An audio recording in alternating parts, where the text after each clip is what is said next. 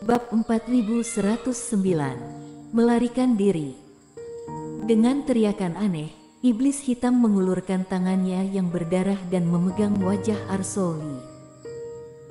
Dari kelihatannya, sepertinya dia memiliki niat membunuh yang kuat pada orang yang membuatnya menderita sebelumnya. Melihat iblis hitam menerkamnya lagi, raut wajah Arsoli berubah drastis. Dia segera menghancurkan jimat yang dia pegang di telapak tangannya. Dengan keras, seberkas cahaya putih keluar dari tubuh Arsoli. Cakar berdarah yang dikeluarkan oleh iblis hitam segera mengeluarkan suara korosi setelah bertemu dengan aura lurus ini. Dengan gerutuan yang teredam, iblis hitam mundur lagi. Saat dia mundur, kilatan cahaya telah menggertaknya. Cahaya guntur mengepul pada pedang Kingtong dan energi pedang dari Erik Kin menyapu. Iblis hitam menjerit lagi. Energi hitam mengepul keluar dari tubuhnya, dibelah oleh Erik Kin, tetapi tidak menyentuh tubuhnya. Tampaknya dia terganggu oleh 2 atau 3 tembakan Erik Kin. Kemudian iblis hitam tidak mengubah targetnya, tetapi bergegas menuju Erik Kin. Di dalam energi hitam, cakar yang menonjol sangat tajam, menyapu dan memotong secara vertikal, memotong kekosongan, seolah-olah merobek Erik Kin dengan satu genggaman. Kecepatan serangannya juga tidak lambat, tidak sedikit lebih lambat dari kecepatan terbangnya. Puluhan ribu cakar dicengkeram dalam sekejap, superposisi serangan membentuk bayangan yang sulit ditangkap. Namun serangan sengit ini dihadang oleh Erik Kin yang menghunus pedang Kingtong. Sangat cepat. Tidak jauh dari situ, Taois Huangmu sedikit terkejut. Dengan mendekatnya iblis hitam, dia mungkin tidak dapat memblokir serangan mengerikan semacam ini, tetapi Erik Kin mampu bertahan melawannya tanpa melewatkan satu serangan pun. Bukan kecepatannya, ini kekuatannya. Kekuatan Tuan Cheng ini sangat luar biasa. Sambil menangkis serangan iblis hitam, dia juga membuat tembakan lawan harus mandek, kata Norman yang dengan sungguh-sungguh. Namun melawan dengan kekuatan bukanlah sesuatu yang bisa bertahan lama. Melihat kecepatan menakutkan sosok ini dan melihatnya menelan muridnya sendiri. Sekarang Norman yang juga dapat memastikan bahwa iblis monster yang tersembunyi di dalam energi hitam ini adalah iblis hitam. Hanya saja dia tidak menyangka bahwa iblis hitam akan sangat menakutkan saat dihadapi. Brak, brak, brak. Serangan gemuruh diblokir oleh Erik Kin. Setelah itu iblis hitam juga menyadari masalah ini. Selanjutnya, sosoknya bergoyang, berhenti menyerang secara membabi buta, mulai mengelilingi Erik Kin, terus-menerus melakukan serangan diam-diam. Dengan cara ini, dia juga memaksimalkan keunggulan kecepatan. Tidak peduli seberapa kuat Erik Kin, selama dia tidak bisa menyentuhnya, dia tidak bisa menghentikan serangannya. Serak. Di bawah serangan kuat iblis hitam, pakaian dengan cepat robek beberapa kali, 3 noda darah muncul di pundak Erik Kin.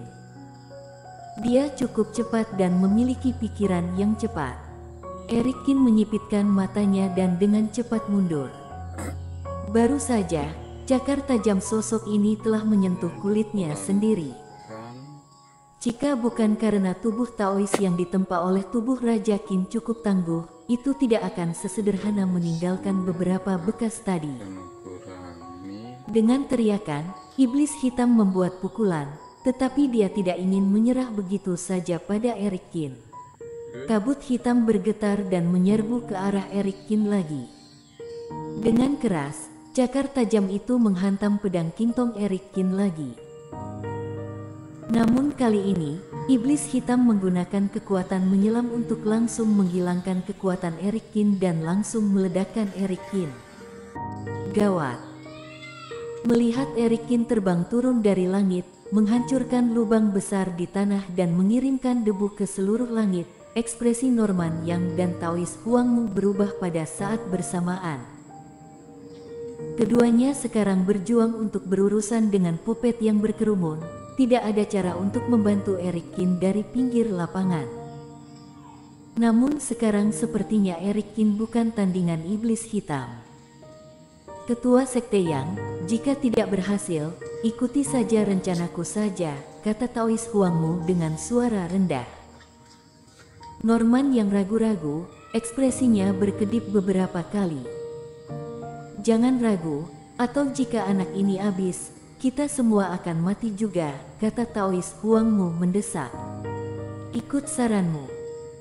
Di atas alis, bekas luka yang ditusuk oleh setan hitam terasa sangat menyakitkan.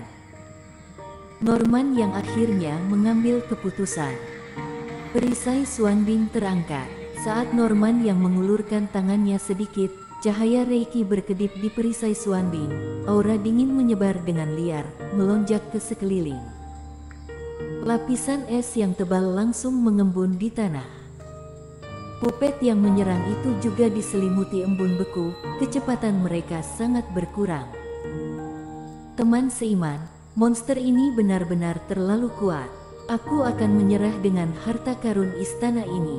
Aku akan pergi dulu, sampai jumpa lagi.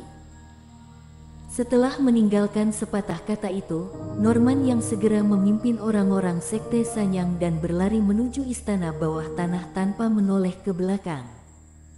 Bajingan ini. Melihat adegan ini, Arsoli dan Deno Wang merasa dadanya naik turun karena marah. Sebelumnya, mereka merasa bahwa kerjasama yang terjalin akan menguntungkan, sehingga orang-orang ini memperlakukan mereka dengan baik dan mengusulkan kerjasama. Sekarang iblis hitam muncul dan puppet sulit untuk dihadapi. Di tengah situasi ini, mereka malah memutuskan untuk pergi. Tanpa pikir panjang, sekelompok orang ini memanfaatkan pembekuan puppet dan menuju metode formasi teleportasi yang baru saja mereka temukan. Tuan Cheng, apa yang harus kita lakukan?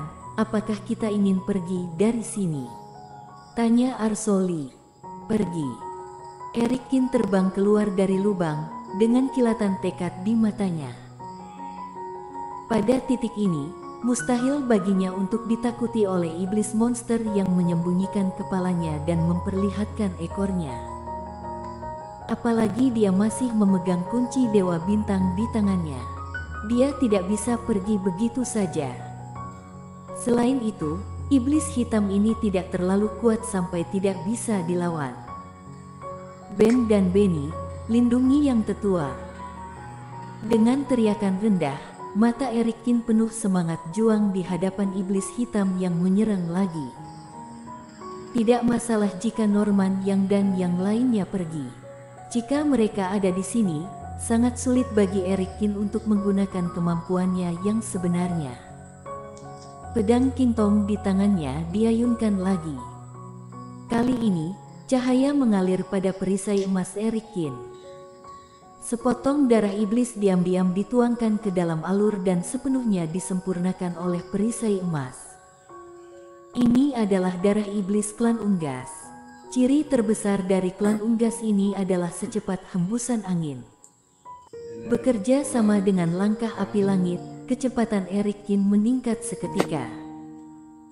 Dengan keras, cakar tajam pedang Kintong dan iblis hitam bertabrakan. Iblis hitam tidak suka berkelahi, dengan cepat mundur tanpa pukulan, lalu berputar-putar di sekitar Eric Kin lagi.